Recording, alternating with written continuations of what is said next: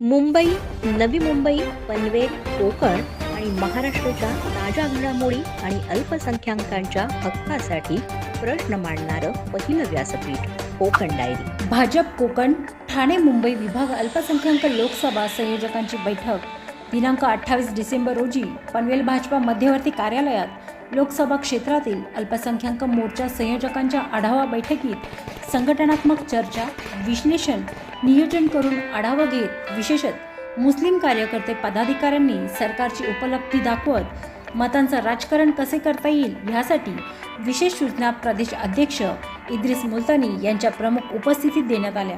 यावेळी भाजपा मुंबई अध्यक्ष वसीम खान, रायगड जिल्हाध्यक्ष अविनाश कोळी, सरचिटणीस वीरू सिंग, प्रदेश उपाध्यक्ष सलीम बागवान, मावळ लोकसभा संयोजक सय्यद अकबर आदींसह अन्य विभागांचे संयोजक, प्रदेश पदाधिकारी, जिल्हाध्यक्ष उपस्थित होते.